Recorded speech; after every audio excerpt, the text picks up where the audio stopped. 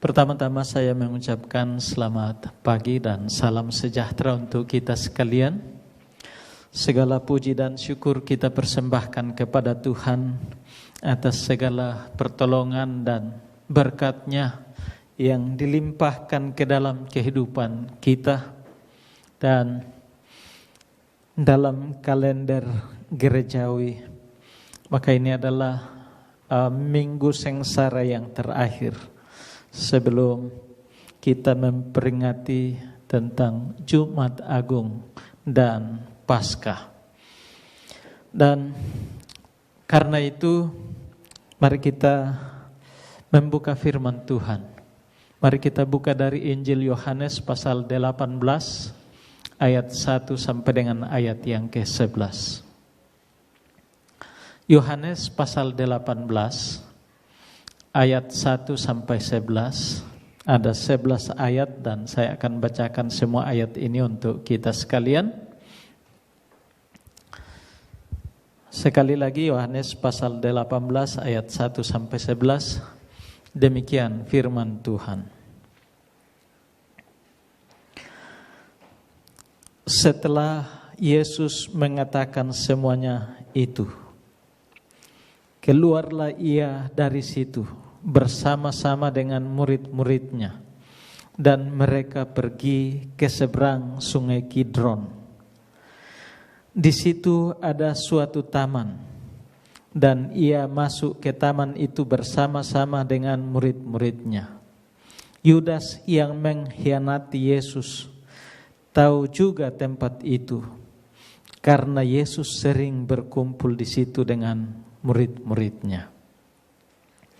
Maka datanglah Yudas juga ke situ dengan sepasukan prajurit dan penjaga-penjaga bait Allah yang disuruh oleh imam-imam kepala dan orang-orang Farisi, lengkap dengan lentera, suluh dan senjata.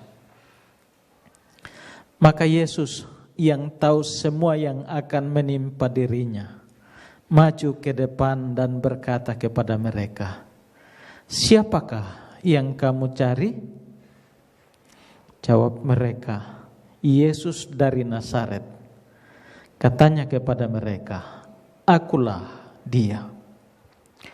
Yudas yang mengkhianati dia berdiri juga di situ bersama-sama mereka.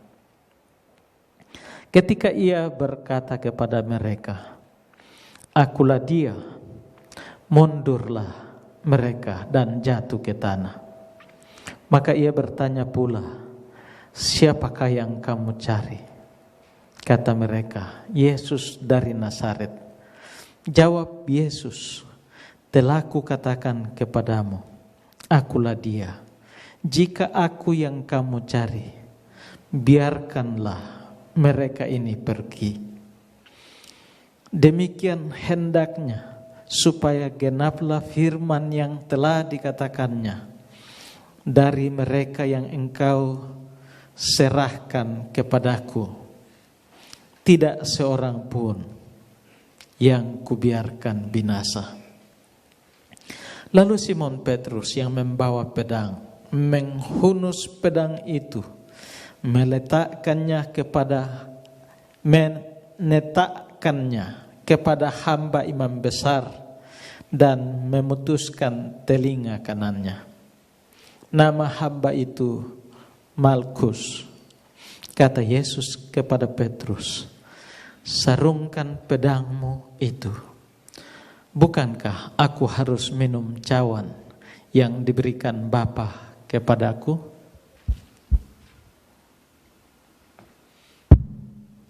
Demikian jawab pembacaan firman Tuhan untuk kita.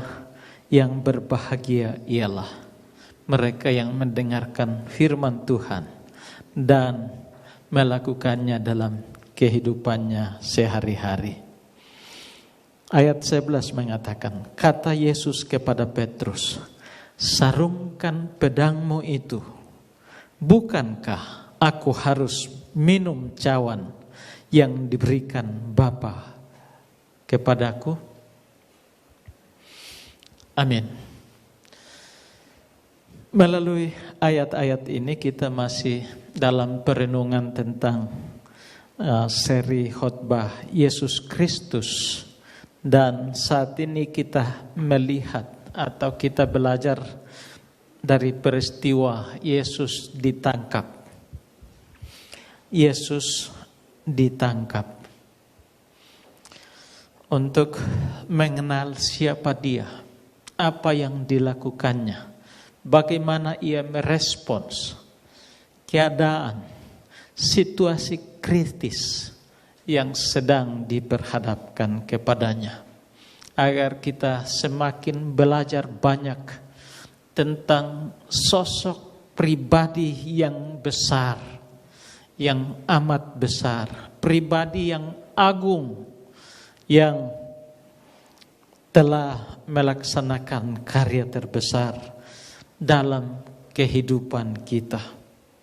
Kalau kita belajar Injil Yohanes, maka kita akan tahu bahwa apa yang dituliskan oleh Yohanes ini semuanya dimaksudkan supaya kita pembaca firman Tuhan ini percaya bahwa Yesuslah Mesias, Anak Allah, dan supaya kita beroleh anugerah hidup yang kekal. Dan kalaupun kita belajar dari peristiwa di mana Yesus ditangkap dan akan diadili untuk dihukum mati melalui penyaliban, maka ini juga menyatakan kepada kita tentang bagaimana ia menyerahkan dirinya untuk menjadi penebus dosa. Karena itu jemaat yang dikasihi Tuhan, dari ayat-ayat pembacaan ini kita diingatkan tentang taman. Dan ada dua taman yang menarik untuk kita pikirkan. Taman Eden dan Taman Getsemani. Taman Eden bicara tentang tempat yang menyenangkan, yang ke dalam taman itulah Tuhan Allah yang menciptakan manusia, menempatkan manusia itu untuk menikmati kebahagiaan dan sukacita, untuk menikmati persekutuan yang indah penuh bahagia dengan Allah Sang Halik. Tetapi di taman itu manusia terpedaya oleh godaan iblis, dan di tempat itulah mereka jatuh ke dalam dosa dan diusir dari taman itu. Tapi sebelum mereka diusir, di sana Tuhan menjanjikan tentang adanya penebus yang dijanjikan oleh Tuhan, yaitu keturunan perempuan atau keturunan Hawa. Nah, taman yang kedua adalah Taman Getsemani. Taman Getsemani ini adalah taman di mana Yesus berdoa secara khusus dalam mempersiapkan diri untuk masuk dalam saat-saat penuh derita dalam rangka melaksanakan karya penebusannya, menanggung dosa umat manusia, agar dengannya manusia dapat diselamatkan. Dalam Injil-Injil sinoptik jelas di sana bagaimana Yesus membawa Petrus, Yohanes, dan Yakobus untuk berdoa. Dan itu dimaksudkan untuk berjaga-jaga. Tapi kita tahu juga bahwa para murid itu begitu mengantuk dan tidak sanggup berjaga-jaga walau hanya sejam saja. Di saat-saat pencobaan, di saat-saat kritis, kita butuh kekuatan melalui doa. Dan itu yang dijelaskan dari peristiwa Getsemani. Kalau dalam Injil Yohanes pasal 17 merupakan doa yang dipanjatkan oleh Tuhan Yesus di tempat itu. Apa isi doanya? Ia berdoa untuk para murid supaya mereka dikuatkan melalui peristiwa-peristiwa yang kritis ke depan tatkala Yesus ditangkap dan disalibkan. Ia berdoa untuk para muridnya. Tidak hanya peristiwa itu, tetapi berdoa, bahkan berdoa untuk kita yang kemudian percaya juga kepadanya. Itu dalam Yohanes pasal 17, dan itu doa imam besar agung kita, yaitu Yesus Kristus, yang tidak lain adalah imam besar kita. Ia berdoa, bersyafaat kepada Bapa Surgawi. Ia sebagai imam besar, ia mewakili manusia atau umat yang percaya untuk menyampaikan kebutuhan para murid, kebutuhan kita semua di hadapan Bapanya. Dan selesai mengatakan semuanya itu, masuklah kita ke pasal 18. Setelah Yesus mengatakan semuanya itu, keluarlah ia dari situ bersama-sama dengan muridnya, dan mereka pergi ke seberang sungai Kidron. Dekat dari situ, cuma menyeberang ke sana, dan di sana ia ditangkap melalui apa yang kita baca tadi. Getsemani merupakan tempat bergumul, tempat berdoa, tempat Yesus mempersiapkan diri, dan kemudian dari situ ia kemudian menyeberang, lalu kemudian Yesus menghadapi penangkapannya. Ide besar yang hendak kita renungkan dalam pembacaan ini adalah Yesus adalah pribadi yang agung, pribadi yang hebat, pribadi yang dahsyat, yang luar biasa. Namun secara sukarela menyerahkan diri kepada pihak penangkap yang tak berkuasa atasnya atau atas Yesus Kristus. Mereka ini dibantu oleh Yudas sang pengkhianat. Dan karena itu dalam ke-11 ayat ini kita akan merenungkan tentang beberapa pelajaran dari hal penangkapan Yesus. Di sini yang akan kita simak bersama-sama untuk mendapat pelajaran rohani dalam karya terbesar, karya yang paling agung, kasih yang paling agung yang dinyatakan melalui pengorbanan Yesus Kristus. Yang pertama, pelajaran yang pertama adalah tentang upaya menangkap Yesus. Itu yang dijelaskan dalam ayat 1 sampai 3. Ayat 1 mengatakan, setelah Yesus mengatakan semuanya itu, keluarlah ia dari situ bersama-sama dengan murid-muridnya, dan mereka pergi ke seberang sungai Kidron. Di situ ada suatu taman, dan ia masuk ke taman itu bersama-sama dengan murid-muridnya. Yesus masuk ke taman bersama-sama dengan muridnya. Dan kalau kita melihat dalam peta Yerusalem pada saat itu, maka kita akan melihat bahwa Getsemani itu tidak jauh dari kota Yerusalem. Dan dari kota Yerusalem melalui gerbang emas, melalui pintu yang disebut Golden Gate, maka di situ kalau kita lurus itu akan ketemu dengan Taman Getsemani. Kalau kita ke kiri itu jalan ke arah Yeriko, dan kalau kita ke kanan itu arah Betania, tempat Lazarus, Maria dan Marta berdiam.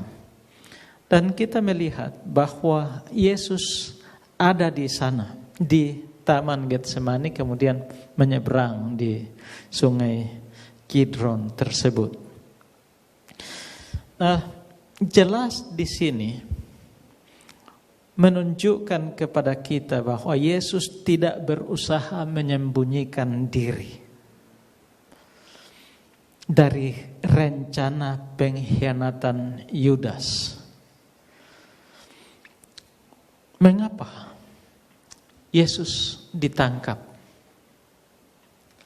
Ada aliran liberal yang mengatakan bahwa Yesus itu ditangkap karena terjebak. Karena terjebak, maka ia berada di sana dan serdadu Romawi bersama dengan orang-orang suruhan, imam-imam kepala dan orang Farisi menangkap dia. Ada orang berpikir bahwa karena di Galilea hampir semua daerah sudah dijalani dalam pelayanannya, maka ia ke arah Yudea, ke arah Yerusalem untuk melanjutkan pelayanannya, dan di sana ia ditangkap. Tetapi narasi yang dituliskan oleh Yohanes di sini akan dengan sangat jelas menunjukkan tentang ide besar yang saya kemukakan tadi, bahwa Yesus sama sekali tidak karena terjebak. Ia sama sekali ditangkap bukan karena ia lemah, ia gagal menyembunyikan diri, maka ia ditangkap. Berada di dekat Yerusalem, sementara orang sudah bersepakat untuk menangkap dan membunuh Yesus, adalah tindakan yang berisiko. Lebih-lebih kita melihat dalam ayat 2 dan 3 bahwa tempat di mana Yesus berada waktu itu adalah tempat yang begitu familiar dengan Yudas. Yudas tahu tempat itu, dan Yesus tahu bahwa Yudas mengkhianati dia. Tapi mengapa Yesus pergi ke tempat itu juga? Rupanya ini adalah tempat favorit Yesus dan murid-muridnya untuk berdoa, untuk beristirahat, untuk membangun keakraban satu dengan yang lain. Tapi kali ini ia ke sana karena ia tahu ini sudah saatnya Yesus menyerahkan dirinya. Kalau kita membaca Matius pasal 10, pasal 11, maka di sana kita tahu bahwa orang-orang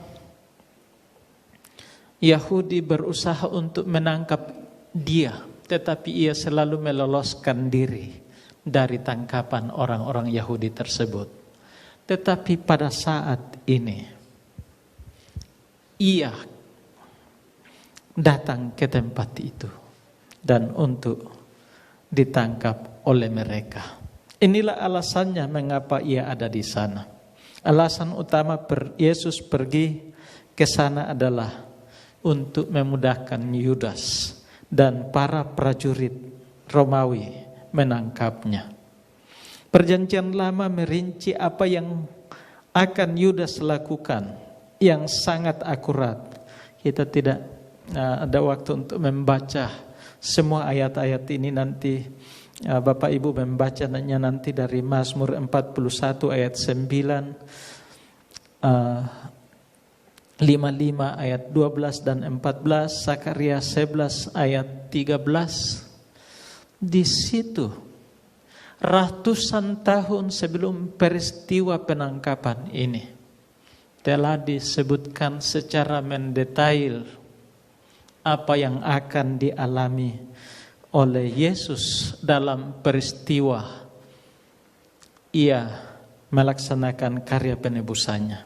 Zakaria 11 ayat 13 bahkan menubuatkan fakta bahwa para imam kepala akan menggunakan 30 keping perak untuk membeli ladang tukang periuk. Yesus pergi ke taman itu karena dia akan menyerahkan dirinya yang mengakibatkan kematiannya demi misi penyelamatannya.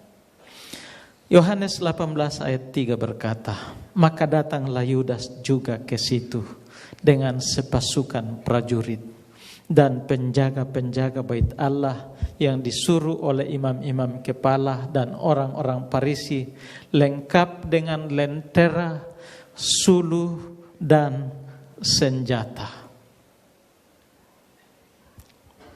Di tempat lain dalam Injil-Injil sinoptik, Yudas disebutkan, Yudas mencium Yesus untuk menunjukkan kepada prajurit atau serdadu Romawi bahwa inilah yang akan ditangkap, yaitu Yesus. Dan ciuman itu adalah ciuman pengkhianatan, ciuman yang mengerikan. Ciuman itu adalah lambang kasih sayang, tetapi itu adalah bagi Yudas dipakai untuk mengkhianati dalam pengkhianatan yang paling keji. Nah, dalam ayat 3 ini kita melihat pasukan penangkapan. Ada Yudas yang menjadi guide, pemandu para tim penangkap. Ada sepasukan prajurit, dan sepasukan itu dalam istilah itu bisa mencapai jumlah 300 sampai 600 orang. Kalau istilah sepasukan untuk kata yang digunakan di sini, mungkin tidak lengkap semuanya itu, tapi ada kelompok di bawah satu komandan pasukan yang mencakup otoritas yang besar. Dan itu menunjukkan bahwa penangkapan ini adalah penangkapan yang sangat serius, seperti hendak menangkap penjahat ulung yang tidak boleh main-main dengan kekuatan yang kecil, tetapi ini adalah sebuah kekuatan yang besar untuk memastikan yang akan ditangkap itu tidak lolos. Nah, di sini Hendriksen, seorang penafsir, memberikan pernyataan yang cukup menarik bagi saya. Obor dan lentera untuk mencari terang dunia, walaupun pada saat itu bulan purnama. Ya, untuk Paskah itu biasanya jatuh ke bulan purnama. Jadi Paskah Kristen itu tanggalnya tidak tetap, harinya yang tetap, hari Minggu. Nah, bagaimana menentukannya? Itu ditentukan dari range antara 21 Maret sampai 18 April, sesudah bulan purnama. Jadi bulan purnama dari tanggal 20 Maret dan sesudahnya, itu di mana ada bulan purnama, maka hari Minggu sesudahnya itu akan menjadi hari Paskah Kristen. Itu cara menentukan tanggal Paskah. Sehingga ada kalanya hari Paskah kita itu jatuh di bulan Maret, ada di kalanya di awal April. Kali ini tanggal 17 April atau hampir maksimal. Terakhir itu tanggal Paskah itu adalah 18 April. Itu yang range-nya. Dan itu berarti saat-saat itu adalah saat-saat bulan purnama.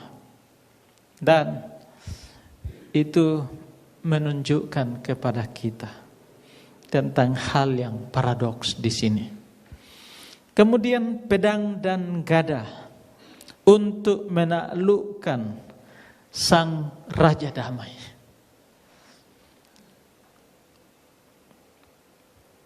Ini adalah penghinaan yang kejam. Tapi ini juga sekaligus menyatakan bagaimana dunia yang haus kekuasaan menggunakan pedang untuk melucuti siapa saja yang hendak mengganggu keamanan kekuasaan dunia ini. Dan seperti halnya yang terjadi saat ini, Rusia menggunakan pedang, menggunakan senjata untuk menaklukkan Ukraina. Itulah cara dunia, dan itu yang digunakan pada zaman Tuhan Yesus dalam rangka menangkap Sang Raja Damai. Selanjutnya ada pelajaran menarik juga di sini yang kita lihat dari Yudas. Dalam ayat-ayat ini kekerasan hati yang luar biasa yang dapat dicapai oleh seorang murid yang murtad. Seorang murid yang telah melenceng dari kebenaran. Kita diberitahu bahwa Yudas, salah satu dari ke-12 murid itu, menjadi jarum, menjadi penunjuk jalan bagi tim yang akan menangkap Yesus. Nah, di sini kita mendapat pelajaran bahwa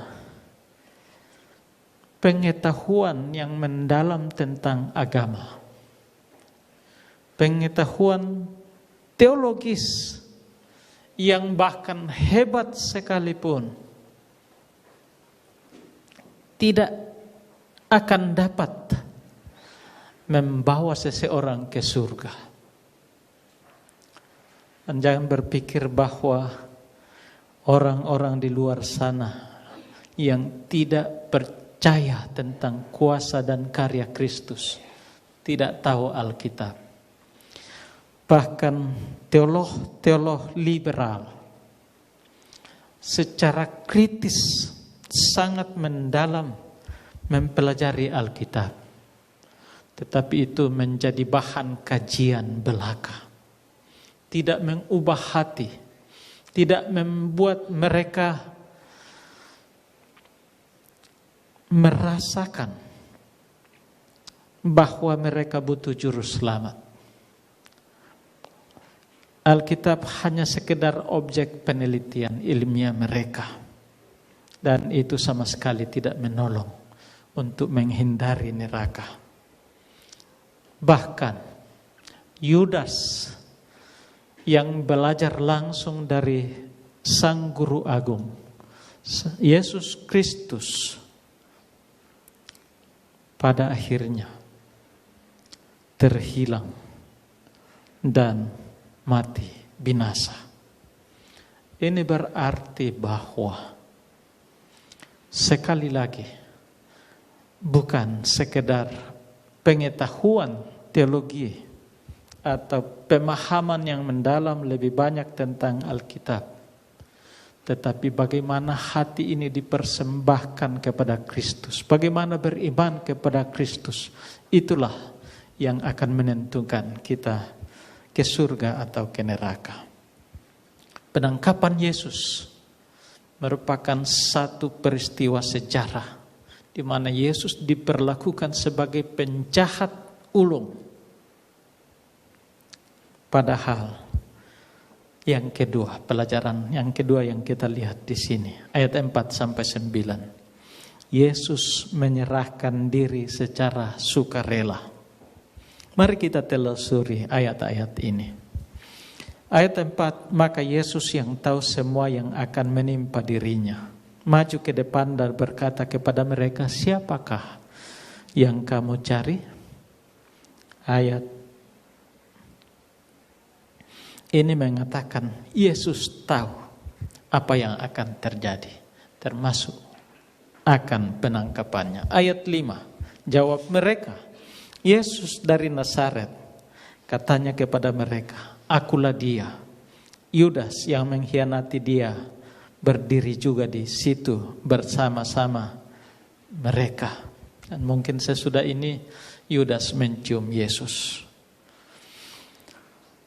Di sini kita melihat bahwa Yesus terang-terangan, sama sekali tidak menyembunyikan diri. Ia berkata secara lugas, "Akulah Dia." Lalu ayat 6, ketika ia berkata kepada mereka, "Akulah Dia," mundurlah mereka dan jatuh ke tanah. Mendengar kata-kata Yesus yang mengatakan "Akulah Dia," atau bahasa Yunani ego eimi, sejajar waktu Musa berkomunikasi dengan Allah di semak belukar di Midian, daerah Midian di padang penggembalaan. Tentang Musa bertanya kepada Allah, "Siapakah namamu supaya aku sampaikan kepada mereka?" Allah menjawab, "Aku adalah Aku." Yang dalam nyanyian kemenangan iman itu yang disebut Hu. Haraplah Hu, Allah janjinya teguh. Hu itu menunjuk kepada Aku adalah Aku, atau kata Ibrani di sana kemudian disebut nama Allah yaitu Yahweh, yang orang Ibrani selalu baca Adonai. Yesus mengatakan, "Akulah Dia," ego eimi, dan menyatakan siapa Yesus yang sesungguhnya yang hendak mereka tangkap.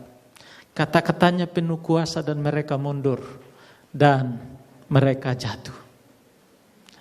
Kata jatuh di sini menunjukkan bahwa mereka ketakutan dan kemudian rebah ke belakang, dan yang lain juga ikut rebah ke belakang. Ini menunjukkan tentang penguasa jagat raya yang sedang mereka hadapi pada waktu itu. Jadi kalau Yesus tidak dengan sukarela menyerahkan dirinya, mustahil mereka dapat menangkap Yesus. Sampai kemudian ketika Yesus menyatakan "Akulah Dia," mereka mundur. Maka ayat 7, maka ia bertanya pula, "Siapakah yang kamu cari?" Kata mereka, "Yesus dari Nazaret." Tadi sudah saya katakan, "Akulah Dia." Itu. Nah, ayat 8, jawab Yesus, "Telah kukatakan kepadamu, akulah Dia. Jika aku yang kamu cari, biarkanlah mereka ini pergi." Jadi waktu itu mereka sedang rebahan, Yesus bisa pergi. Karena mereka sedang ketakutan. Mereka tidak berdaya di hadapan Yesus. Tapi permintaan Yesus di sini adalah, "Akulah yang kamu cari, tapi biarkan murid-muridku pergi." Nah, ayat 9, "Demikianlah hendaknya supaya genaplah firman yang telah dikatakannya, dari mereka yang engkau serahkan kepadaku, tidak seorang pun yang kubiarkan binasa." Sementara saat-saat Yesus menghadapi masa paling kritis dalam hidupnya, ia justru sedang menunjukkan perhatian yang besar kepada murid-muridnya, yaitu mereka yang diserahkan Bapa ke dalam tangannya. Dan Yesus meminta supaya biarkan mereka pergi. Kalau begitu para murid boleh pergi. Dan kita tahu selanjutnya bahwa Petrus yang masih tidak mau jauh-jauh dari situ, tetapi ia juga ketakutan. Nah, dengan demikian ini menyatakan bentuk perhatian Yesus terhadap keselamatan para murid-muridnya. Bahkan pada saat kritis ini, ketika penderitaannya tak terkatakan akan segera dimulai, dia tidak melupakan sekelompok kecil orang percaya yang berdiri di sekelilingnya. Dia ingat kelemahan mereka. Dia tahu betapa berat mereka akan menghadapi pergumulan ini dan mereka belum siap. Ketika berhadapan dengan perapian yang menyala-nyala di halaman kediaman imam besar dan berada di ruang pengadilan Pilatus, Petrus saja yang merasa sangat kuat imannya. Dia mengaku bahwa sekalipun mereka semua ini meninggalkan Engkau, aku sekali-kali tidak akan undur. Aku sekali-kali tidak akan meninggalkan Guru. Bahkan nyawa sekalipun akan kuserahkan kepada Guru. Tapi kita tahu bersama bahwa memang Petrus tidak sanggup dengan kekuatannya sendiri. Dan hanya hamba perempuan saja yang datang kepadanya, dia sudah menyangkal. Dalam hal ini, ia butuh kekuatan ekstra untuk itu. Dan karena itulah Yesus memang telah meminta kepada serdadu-serdadu, oke, tangkap aku, tapi murid-muridku biarkan mereka pergi. Dan itu adalah bentuk pemeliharaan Yesus yang kita lihat di sini. Ada saat-saat kritis di mana kita belum sanggup menanggungnya. Dan karena itu Tuhan membiarkan kita pergi dari masa-masa kritis itu. Tetapi ada saatnya ketika kita sudah kuat dan Tuhan mengizinkan peristiwa yang amat pilu kita hadapi dan kita tetap kuat di dalamnya. Ini pelajaran bagi kita bersama, bahwa sesudah kebangkitan Kristus, waktu mereka kemudian menjadi pemberita Injil, para murid bahkan siap untuk menghadapi tantangan yang jauh lebih berat dari itu. Bahkan Petrus bersedia mati disalib dengan kaki di atas, kepala di bawah, karena demikian cintanya kepada Yesus. Dan saat itu belum waktunya, tetapi saatnya nanti mereka dilengkapi dengan kuat kuasa Tuhan sehingga mereka dapat melakukannya. Nah, permintaan Yesus di sini sekali lagi menyatakan kepada kita adalah tindakan providensia Allah untuk umat percaya, tindakan pemeliharaan Allah bagi kita bersama. Dan yang ketiga, ayat 10 sampai 11. Di tengah-tengah peristiwa yang kritis itu, yang ketiga yang kita lihat di sini adalah Yesus justru menunjukkan kasih dan pengampunan.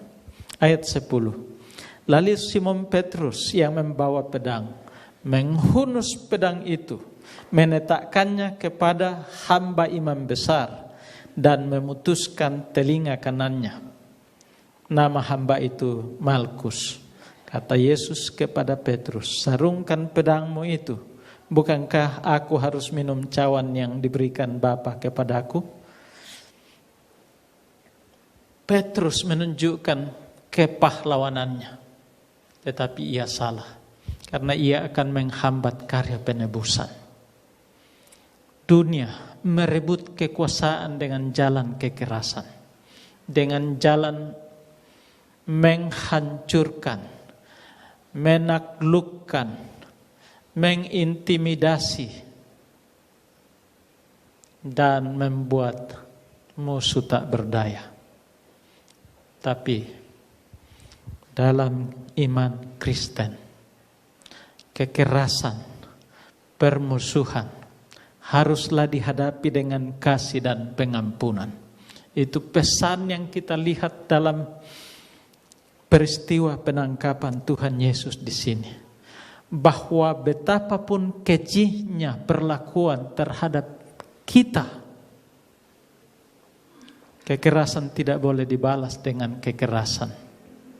Gigi tidak boleh dibalas dengan gigi, mata dengan mata. Tetapi Tuhan Yesus berkata, "Aku berkata kepadamu, kasihilah musuhmu." Itu adalah perintah yang amat penting. Bahwa sementara orang memusuhi kita, panggilan kita adalah memberikan kasih dan pengampunan. Petrus seolah-olah mau berperang, dan ini menunjukkan kepahlawanannya, tapi ia salah. Dan Yesus meminta dia untuk menyarungkan pedangnya, dan Yesus mengambil telinga Malkus dan meletakkannya kembali sehingga sembuh. Apa artinya ini? Kasih dan pengampunan. Sementara kita merenungkan tentang penderitaan Kristus dalam minggu-minggu sengsara ini, sementara kita menyaksikan kenyataan-kenyataan dunia yang syarat dengan kekerasan, syarat dengan ketidakadilan, syarat dengan kesoliman, Tuhan memerintahkan kita, sarungkan pedangmu itu, karena aku harus meminum cawan ini. Artinya, jangan lawan kekerasan dengan kekerasan, tetapi biarlah kekerasan itu dihadapi dengan kasih dan pengampunan. Maka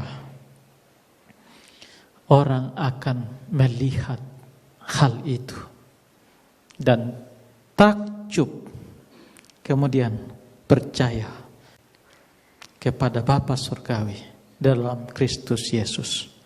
Sekali lagi melalui peristiwa penangkapan Yesus ini, kita belajar bahwa Yesus memang datang untuk karya penebusannya.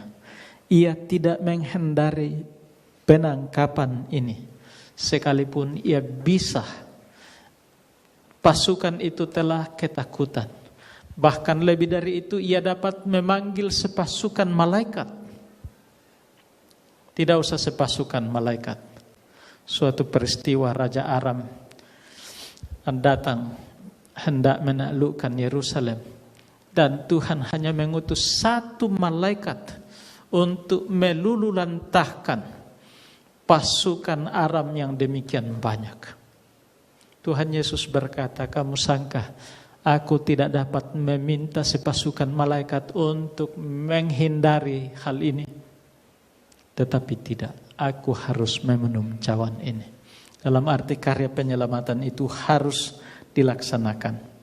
Ia tahu Yudas akan mengkhianati dia. Ia dapat memanggil sepasukan malaikat untuk menolong dia, tetapi ia tidak melakukannya. Ia menyerahkan dirinya untuk menjadi tebusan bagi banyak orang, untuk memberi keselamatan kepada mereka yang menyerangnya, kepada mereka yang berdosa, kepada mereka yang sesat, kepada mereka yang jahat. Dan karena itu, kasihilah semua orang. Mari kita berdoa. Bapa kami dalam surga, Bapa, dalam nama Tuhan Yesus, kami baru saja belajar daripada firman-Mu, Tuhan. Terlalu banyak pelajaran dalam firman ini yang dapat kami pelajari tapi sukar kami laksanakan. Tapi biarlah Roh Kudus menolong kami bersama, agar kami dapat belajar banyak dari peristiwa demi peristiwa sengsara Kristus, supaya kami dapat menunjukkan iman yang besar, iman yang dikaruniakan Tuhan kepada kami, dan meyakini bahwa apapun keadaan yang kami hadapi, situasi kritis apapun yang dahsyat, yang hebat yang diperhadapkan kepada kami, kuasa Tuhan sanggup untuk memelihara kami. Karena itu Tuhan tolong kami untuk menjadi umat Tuhan, menjadi pelaku-pelaku firman dalam kehidupan kami. Berkati kami sekalian ya Tuhan. Terima kami yang datang berdoa demi nama Tuhan Yesus. Amin.